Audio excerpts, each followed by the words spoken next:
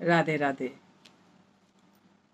मत्कथावाचकं नित्यं मत्कथाश्रवणे रतं मत्कथाप्रीतमनसं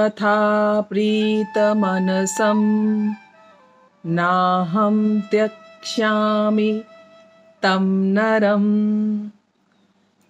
जो मेरी कथा कहता है, जो सदा उसे सुनने में लगा रहता है, तथा जो मेरी कथा से मन ही मन प्रसन्न होता है, उस मनुष्य का मैं कभी त्याग नहीं करता। ऐसा श्री कृष्ण ने श्रीमद् भागवत में कहा है। य एवं कृष्ण विजयं शंकरेण च संयुगम् संस्मरेत प्रातरुत्थाय न तस्य स्यात् पराजयः। परीक्षित, जो पुरुष श्री शंकर जी के साथ भगवान श्री कृष्ण का युद्ध और उनकी विजय कथा का प्रातःकाल उठकर स्मरण करता है, उसकी पराजय कभी नहीं होती। पुराणों में एक कथा है शिव जी और श्री कृष्ण के बीच युद्ध की। उसके अनुसार राजा बलि के पुत्र थे बाणासुर। बाणासुर ने भगवान शिव जी की तपस्या की। शिव जी भगवान उनसे बहुत प्रसन्न हुए और उनको सहस्त्र भुजाओं का वरदान प्राप्त हुआ। बाणासुर की सहस्त्र भुजाएं थीं। बाणासुर की पुत्री थी उषा। एक दिन उषा को रात्रि में स्वप्न में अनिरुद्ध जी दिखाई दिए। अनिरुद्ध जी कौन? अनिरुद्ध जी श्री कृष्ण के पुत्र प्रद्युम्न के बेटे अनिरुद्ध, तो श्री कृष्ण के पौत्र हुए अनिरुद्ध जी। उनको देखा स्वप्न में, उन पे मोहित हो गई। सुबह उठ के अपनी सखी को बताया। तब उनकी सखी ने अपनी मायावी विद्या से अनिरुद्ध को सोते हुए ही पलंग सहित उषा के कमरे में ले आई। जब होश आया अनिरुद्ध जी को, तो वो भी उषा पे मोहित हो गए।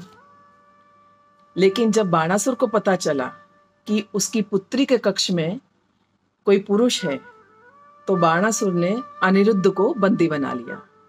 और जब इस बात का पता श्री कृष्ण को लगा, तो वह युद्ध करने के लिए अपने साथियों संगियों के साथ सेना के सहित आए। बाणासुर भी कम नहीं था, सहस्त्र भुजाएं थी उसकी, और उसको युद्ध के लिए ललकारा। तब बाणासुर और भगवान श्री कृष्ण में युद्ध प्रारंभ हुआ। पर अपनी पराजय होता देख के बाणासुर को शिव जी की याद आई। उन्होंने शिव जी को ध्यान किया, पूजा की, शिव जी आए। अब चूंकि बाणासुर उनका भक्त था। बाणासुर कौन था? वो बलि के पुत्र थे। बाणासुर, जिसको वामन अवतार में बलि का जिक्र आता है राजा का, उनके पुत्र हैं ये बाणासुर। तो शिव जी बाणासुर की तरफ से युद्ध करने लगे। श्री कृष्ण जी युद्ध कर ही रहे थे। दोनों तरफ से भयंकर युद्ध छिड़ा, अस्त्र शस्त्रों की वर्षा हुई, कितने ही लोग मारे गए। अंत में कृष्ण जी कहते हैं शिव जी से कि प्रभु आप चले जाओ, क्योंकि बाणासुर की पराजय ये विधि का विधान है, ऐसा नियति में लिखा है और ऐसा होना ही है। तब शिव जी बोले कि मैं क्या करूं, मैंने तो इसको वरदान दिया हुआ है कि जब इसको जरूरत होगी मैं इसका साथ दूंगा। तब श्री कृष्ण ने निंद्रास्त्र छोड़ा, जंबास्त्र, जिससे कि भगवान शिव जी सो गए, क्योंकि जगते तो युद्ध करना पड़ता। तो उनके निंद्रास्त्र से शिव जी सो गए और श्री कृष्ण ने तब बाणासुर को बंदी बना लिया और उसके केवल 4 भुजाएं छोड़कर बाकी सारी भुजाएं काट डाली। तब जाके बाणासुर का अभिमान चूर हुआ और वह अपनी पुत्री का विवाह अनिरुद्ध के साथ करने के लिए राजी हुए और श्री कृष्ण से क्षमा याचना की। तो प्रातःकाल उठकर जो इस मंत्र का स्मरण करता है, उसकी कभी पराजय नहीं होती।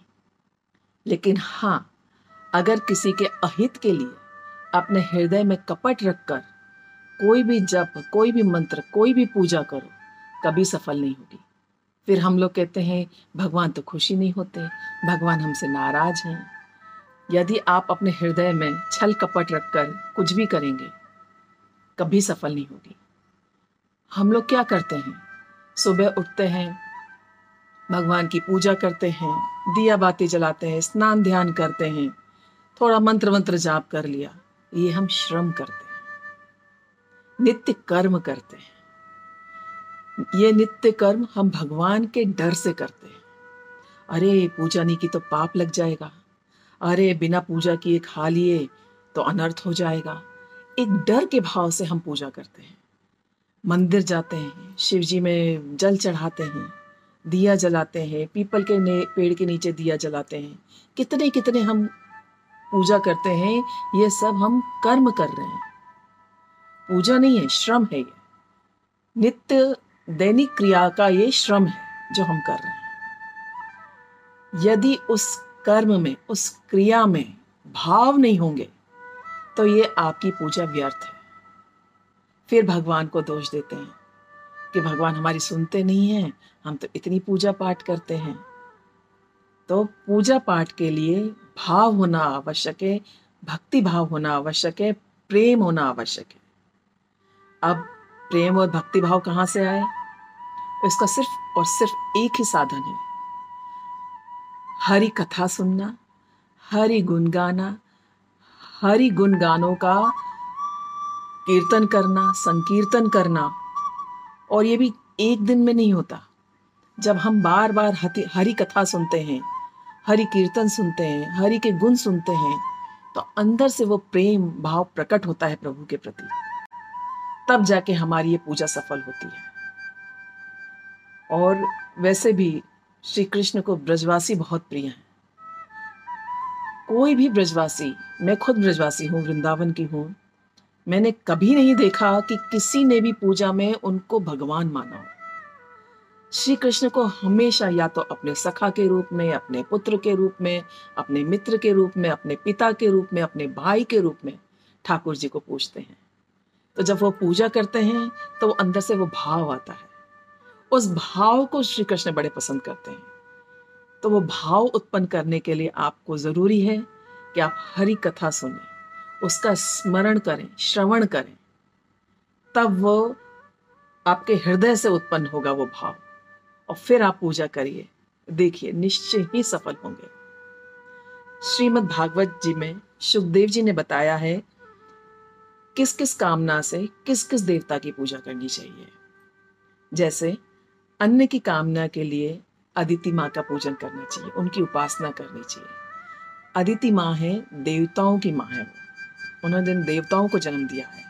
तो अन्न की कामना के लिए अदिति माँ की उपासना, रूप की कामना के लिए गंधर्वों की उपासना। गंधर्व एक तरह के देवता हैं जो इंद्र आदि देवताओं को सोमरस पिलाते हैं, गायन करते हैं। तो अगर रूप की कामना है तो उनकी उपासना करनी चाहिए। विद्या की कामना के लिए भोलेनाथ की उपासना करनी चाहिए। और दाम्पत्य जीवन सुखी रहे, इसके लिए माँ भगवती की उपासना करनी चाहिए। और कोई कामना नहीं है, सिर्फ आपको भगवान का नाम लेना है, तो श्रीमन नारायण की उपासना करो, आपको मुक्ति मिलेगी, मोक्ष मिलेगा।